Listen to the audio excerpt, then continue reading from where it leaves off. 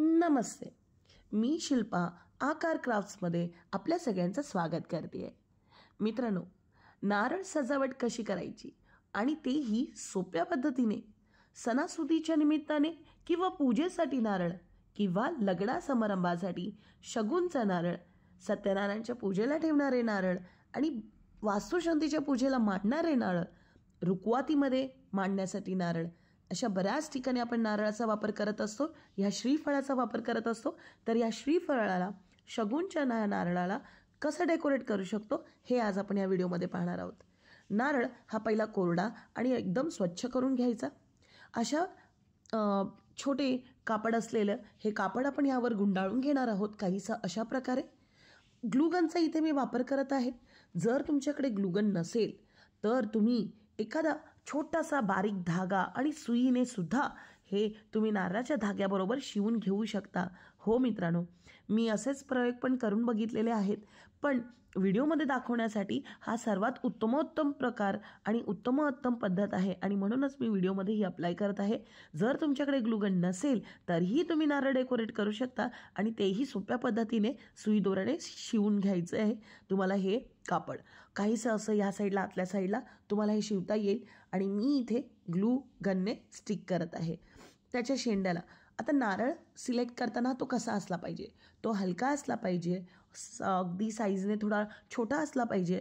काय ना, करवलीच्या हातातला नारळ, लग्नामध्ये बऱ्याच ठिकाणी आपण नारळ कॅरी करत असतो, आपल्या ताटामध्ये कॅरी करत असतो आणि अशा वेळेला आपण जर आपलं हे जे श्रीफळ आहे त्याचं वजन थोडं कमी असेल तर कॅरी करणं, ते सगळीकडे नेणं फार सोपं असेल आणि म्हणूनच नारळ सिलेक्ट करताना अगदी छोटा नारळ, हलका नारळ सिलेक्ट करायचं आहे. आणि हो, शेंड्याचा नारळ असलाच पाहिजे. व्यवस्थित शेंडी असेल तर तुम्ही हे कापड जे आहे ते व्यवस्थितरित्या त्याच्यावर रॅप करू शकता किंवा ते कवर करू शकता. इथे अशा प्रकारचं फूल किंवा डेकोरेटेड आयटम मी खालच्या साईडला इथे लावून घेत आहे, जेणेकरून आपला बेस जो आहे नारळाचा तो फिक्स होईल आणि ह्याने काय होईल ना, हा नारळ उभा पण राहू शकतो. जर तुम्ही असा फ्लॅट सरफेस नारळावर स्टिक केला तर हा नारळ अगदी उभा तुम्ही कुठेही करू शकता. आतल्या साईडला काहीशा अशा प्रकारे मी ग्लू स्टिकने स्टिक करून घेतलं आहे. अशी जाडी लेस मी याला इथे लावून घेतली आहे. तुम्ही इथे पाहू शकता की दोन्ही साईडला मी अशी ही जाडी आणि थिक लेस लावून घेतली आहे. महाराष्ट्रामधल्या अशा बऱ्याच उत्सव आहेत, बऱ्याच पूजा आहेत, बरेच लग्न आहेत आणि बरेच फंक्शन्स आहेत जिथे आपण श्रीफळाचा वापर करत असतो, जिथे आपण श्रीफळ मांडून ठेवत असतो. अशा ठिकाणी आपण आपलं हे नारळ जर सजावट करून तिथे मांडलं तर आपल्या कार्यक्रमाला अगदीच फार मोठी वेगळं असं रूप येईल आणि ते फारच सुंदर असं दिसायला वाटेल.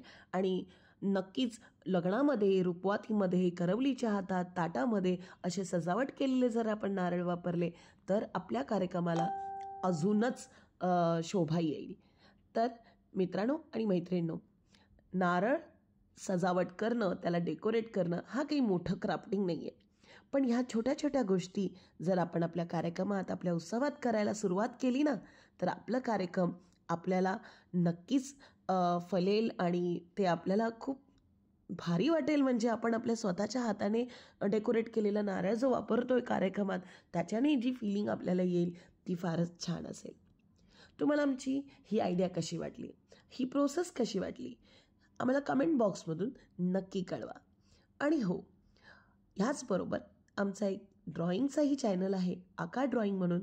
ह्या चॅनललाही तुम्ही सबस्क्राईब करा.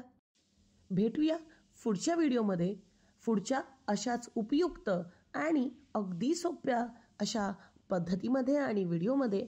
तोपर्यंत क्राफ्टिंग करत राहा आणि ड्रॉइंग जरूर करत राहा. धन्यवाद.